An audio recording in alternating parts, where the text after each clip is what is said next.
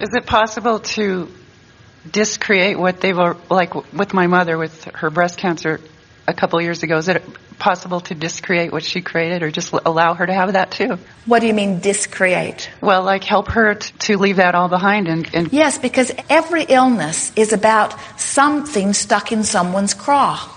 Every illness is about some habit of thought that I keep thinking that is holding me in the place of resistance that is not allowing the well-being that would be there otherwise. Oh, let's talk about this. This is good.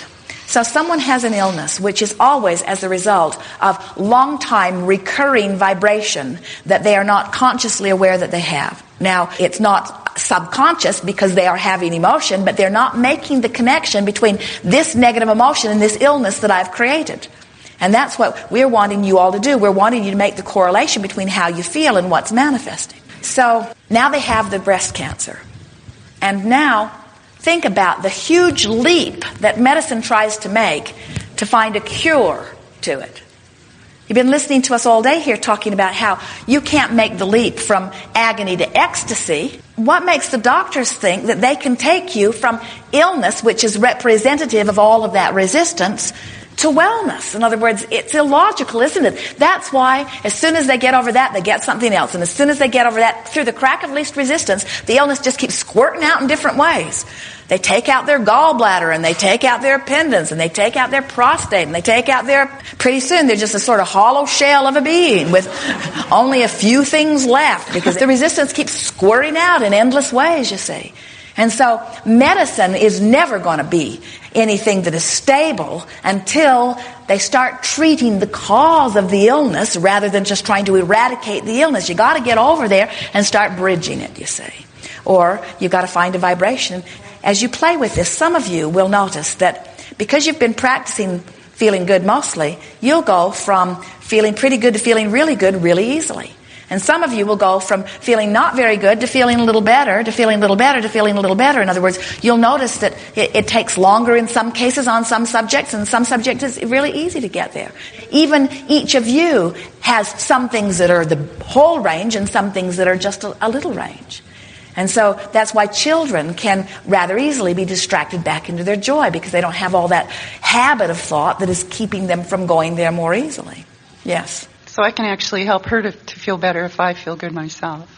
Well, you can't help anyone feel better unless you feel good. And when you see someone that you love suffering, often you use that as your excuse not to, and so then you are really not helpful at all.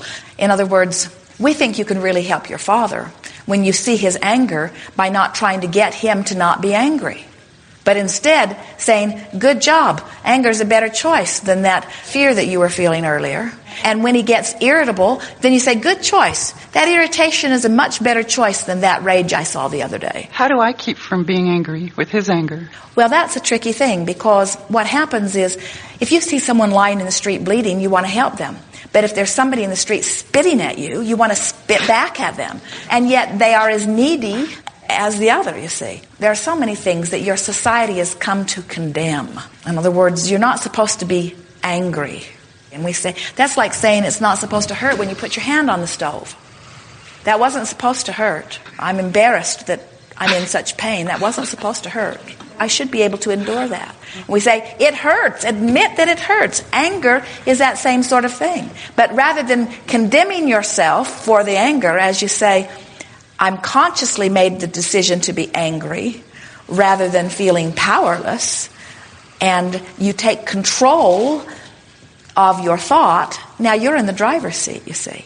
So now let's get back to what you were asking about your mother. So your mother has an illness, and she's undoubtedly frightened about it. And so now the tendency is to treat the illness, or even treat her now response to the illness, when what you're really wanting to do is see if you can help her to figure out what's behind that. And it's not so hard to figure out as you think. It's sort of like if you've got a sore on your hand somewhere, as you touch around, you can feel the center of the sore. In other words, you can feel it's less sore, not sore, not sore, not sore, not sore, not sore, not sore, not sore. Ooh, really sore. You can feel around until you feel where it is. And when you feel where it is, instead of jumping off of it next time, feel where it is and then try to find a place that feels just a little better. And when you do it deliberately, you've made progress. When I do that with her, she gets very angry. That's because you're trying to make too big of jumps, and it's because she feels like you are condemning her for her emotion. It's a big difference. Feel the difference between someone saying to you, what are you feeling? And you saying, I feel angry, or I feel sad, or I feel afraid, and them saying, oh, don't feel afraid. Or, well, you shouldn't feel that way. And saying, well, those feelings are valid, and there's good information for you there, and can you think of anything that feels slightly better than that? Because if you can find something that feels slightly better than that, you have made progress. Are you getting this? Can you feel this?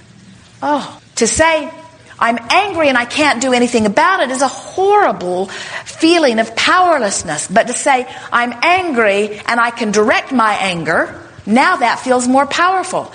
As Esther found herself in grief that she didn't expect to feel, she said to Jerry, I can't breathe. They were in the motor coach. They were in Portland, and it was a bright blue sky, and their motor coach is all light woods and big windows, and Esther felt claustrophobic.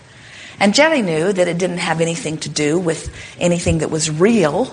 It was all an emotional thing. But Esther said, let's take a walk. And being outside felt better than being inside. There was no logical reason for it. Jerry didn't say, it's all in your head. There's plenty of air in here. You're making this all up. This is illogical. He said, feel better outside. Let's go outside. And then Esther would say, let's go somewhere. Jerry didn't say, well, everywhere we go, you're going to feel the same way. He said, where would you like to go? Esther said, I don't know, let's just go somewhere. So they got in the car. And for a minute, it felt a little better. And then the car felt confining. And then Esther would say, it feels confining. And then Jerry would say, well, then let's take a walk. In other words, never mind why you feel this way. Never mind whether it's right or wrong, whether it's rational, whether it's irrational. Never mind any of that. How you feel is how you feel. And feeling that you have control over feeling better, that's everything. Because that's the only thing that ever bothers you. Because you are creators to the core of your being who have the energy that creates worlds at your access. You are extensions of this source energy. And when you disallow that to any degree, that's what all of your negative emotion is about. It's all about your degree of disempowerment, no matter what you call it, you see. You call it unworthiness. We call it disempowerment. You call it incapability. We call it disallowance of the energy that is you. Every time. I'm allowing who I am or I'm not, and the different degrees are what the emotional range is all about, you see. So when you finally say, I feel so bad about something I can't control. I can't make my father come back to life. I can't make my mother's life better. I can't fix what's going on with her. I can't soothe my sister who's having trauma over it. I can't fix what's going on in the Middle East. I can't make them stop dropping the bombs. In other words, there are all these things that I don't want to happen, and I can't control it. I feel powerless. But I can choose a thought that feels a little better. I can take a walk. I can get a breath. And when you note the improvement in the way you feel now, you're back in your empowerment. And then the second or third day, Esther would say to Jerry, I feel so much better. I feel so much better today than I did. Well, she was far from back into her normal, joyful self, but she felt so much better. And when she could actually herself note her feeling better, then she knew it wouldn't be very long. If I can feel this much better, I can feel this much better. And if I can feel this much better. And it was only a few days before she had fully returned to the fullness, still with all of those things she can't control. Nothing changed in the reality of her ability to control it. The only thing she rediscovered was her ability to control the way she feels, and that's everything, you see. Is that where the 17 seconds comes in? Yes. It's where every process that we've ever offered you from the beginning of our utterance has been about you regaining your alignment and connection with who you really are. Everyone. We've called it all kinds of different things. We called it pivoting. Pivoting is here to here, not easy to do. In other words, pivoting implies I can go from a strong negative emotion to a strong positive emotion. And then we began softening the pivoting with other processes by explaining that you have this vibrational range and you don't have access to what's over here when you're over here. You have access to it, just not all at once. And so the perfect pivot is I'm in deep despair and I'm mad as hell and I'm not going to take it anymore. And this is an irritating thing and I wish I could make things better to I believe things will improve to isn't life good? That's a pivot. How long does that take for it to be perfect? Some people, it takes a lifetime. Some people never get there. We think 68 seconds ought to do it. In other words, you can get so good at it. In other words, you can feel your despair and you can move into anger and you can move into irritation. In other words, you'll get really good at talking yourselves into feeling better. But there are so many people around saying, you can't talk yourself into feeling better. You're denying reality. And what you have to say to them is, get lost. This is not your business. I'm working on my vibrational range. Don't ask me to face reality. All reality is something you've been facing. All reality is the result of how somebody's been flowing energy. So now you're saying to me that I should look at the result of how somebody flowed energy and use that as my basis for flowing energy? I don't think so, say to them. I don't think so. I think I'm going to start saying and really meaning nothing is more important than that I feel good. And I'm going to choose the best feeling thought that I have access to, and I'm going to stop condemning myself that my best feeling thought sucks. Because it only stinks by your perspective as you're making it relevant to your bright-eyed, bushy-tailed thought. This is an improved thought for me, and I'm sticking here for a little while. This is an improvement, and I did this, and I'm in control, and I'm empowered, and I'm choosing that thought, and now I'm choosing that thought because it feels slightly better than that thought. Now I'm choosing that thought because it feels slightly better than that thought. Ooh, I feel really good. I feel really, really good. This is who I am. This is how it's supposed to feel. This is who I am. This is how it's supposed to feel. If I did that in front of my parents, they'd be speechless. So maybe that's the best thing to do when they get angry at what I'm trying to do. Just let them get angry, and who cares? You can't help what anybody else does, but if you get angry because they're angry, now you're angry. I think this has been very helpful because, first of all, you are taking your emotions as what they are, your meter of how you're doing vibrationally. And you're not condemning it like you don't condemn your gas tank for showing empty. Instead, it's giving you information that helps you make your next decision. And being able to make the next decision is everything, because that's where empowerment is. And when you discover that you can choose the way you feel, then nobody and what they're doing ever frightens you again. In other words, you're not afraid of your hormones, you're not afraid of your ex-husband, you're not afraid of the wolf that runs through the woods who's afraid of you, who doesn't want anything to do with you either. You're not afraid of what's happening in Iraq, you're not afraid of somebody else's bombs, you're not afraid of somebody else's fiscal policy, you're not afraid of the economy, you're not afraid of how somebody might vote, you're not worried about who will get into office, you're not worried about how much rain will fall, you just don't worry about anything, because finally you understand that you have the ability to keep moving yourself into a better and better place.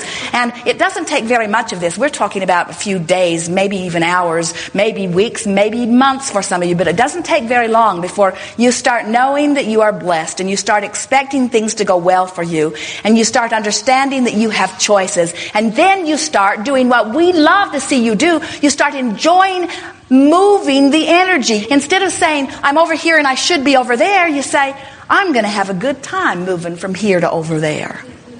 But when you say, I should be over there, my mother wants me to be over there, everybody's mad at me that I'm not over there, now you're defeating yourself, because now you're disempowered again. When you say, I'm over here and I want to be over there, and I'm here by choice, didn't know I was choosing it, but turns out I was, and now I choose to be over here, and I'm still not over there, but I moved from here to here, and that was my choice. And once you consciously acknowledge that you've made any movement at all, then there's no place you can't go. But until you acknowledge that you've made the choice, until you've acknowledged, I feel better because I intended to feel better, you're powerless. When you say, that made me feel better, or he made me feel better, or you made me feel better, or that circumstance made me feel better, then you got to control all those circumstances and feel better. And you're powerless to do that, you see. When you say, I feel better because I intended to feel better, yippee. Now you've got it. It's good to know that anger's okay. I just want to know how angry can you get before it gets too much. Because one time I broke a lamp in anger, and then later I was upset that I broke the lamp. But you did not know then what you know now. You see, uncontrolled anger is different than controlled anger. When you're mad because it feels better than being sad, that's not lamp-breaking anger. We're giving you control. Okay. You chose that anger. You're in control. There's so many ranges in anger. When you're angry at yourself, it's a much more suffocating vibration than when you're angry at somebody you live with. And when you're angry at your government, that's a much less suffocating anger than when you're angry at somebody you live with.